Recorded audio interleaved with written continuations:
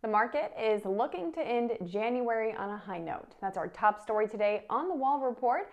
I'm your host, Greta Wall, back from vacation. The major indices are all currently up in today's session, with the Nasdaq leading those gains as tech stocks bounce. But even a positive day today won't fix what's been an absolutely dismal month for stocks.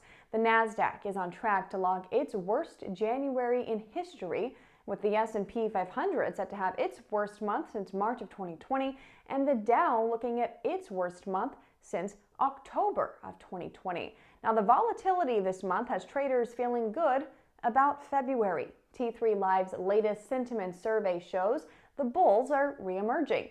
59% of respondents to this week's survey said they see the S&P 500 going up in the next 30 days. Now, as you can see over here, that's a sharp reversal from last week and the first time the bulls have outnumbered the bears since January 2nd.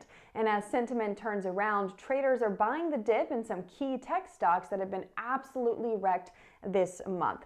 Cathie Wood's ARK Innovation ETF is bouncing strong today, up about 8% currently. Now, the rally comes after CNBC's Jim Cramer literally drowned the fund on air last week. In a Mad Money segment on last Thursday, Cramer highlighted an ETF that's been created to literally short Woods picks. The Tuttle Capital Short Innovation ETF trades under the ticker SARK, and Cramer said, quote, "It literally shorts whatever Cathie goes long." He then proceeded to pour a bottle of Cuddy SARK whiskey over a Noah's Ark that was full of animals who were representing the stocks that are in Wood's fund, the ARK fund.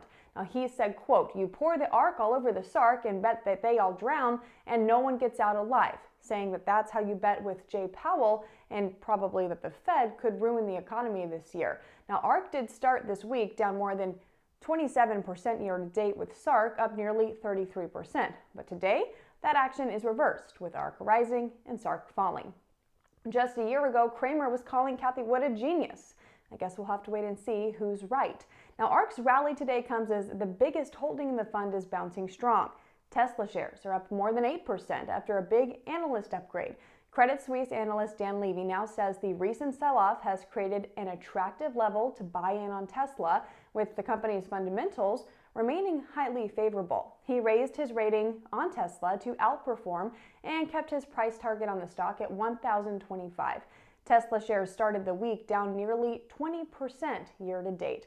And Netflix is another pandemic-era star that's rallying today on an upgrade. The streaming giant's shares are up nearly 9% after Citigroup raised the stock's rating to buy from neutral. Analyst Jason Bazinet shook off the company's recent drop in subscriber growth, citing Netflix's ability to raise prices to compensate for that. Now, the stock got destroyed after reporting earnings earlier this month, with Wall Street betting these subscriber growth problems are not over yet. But the company's CEO seems to believe in the future as well. New SEC filings show Reed Hastings purchased 50,000 shares worth about $20 million right after that post-earnings plunge. And Moderna has now received full FDA approval for its COVID vaccine. The stock is up about 3% after announcing the shot, now known as Spikevax, has been granted full approval for use in adults. It remains under emergency use authorization for teens and for booster shots. Now, this is the second COVID vaccine to receive full FDA approval for adults after Pfizer's back in August. And today's tech stock rally comes even as Treasury yields are rising again. The yield on the 10-year Treasury note is back around 1.8% today as the market gets ready for some big economic data this week. Tomorrow, we get the latest reading on job openings and quits. Remember, the Great Resignation has been the story of the pandemic. Now, then Wednesday is the private sector jobs report, weekly jobless claims as usual on Thursday, and then the official Labor Department's January jobs report on Friday. Economists are expecting the headline number Friday to come in at 200,000, with the unemployment rate unchanged at 3.9%. But the White House seems to already be starting to talk about how Omicron could make the job growth weaker than expected. So, what do you think? Will the jobs report beat or miss expectations on Friday? And how will the market react?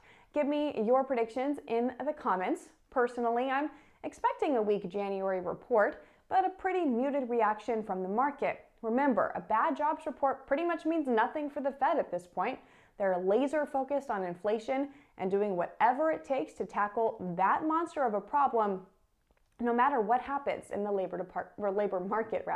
I'll see you all back here for the Wall Report tomorrow, same time, same place.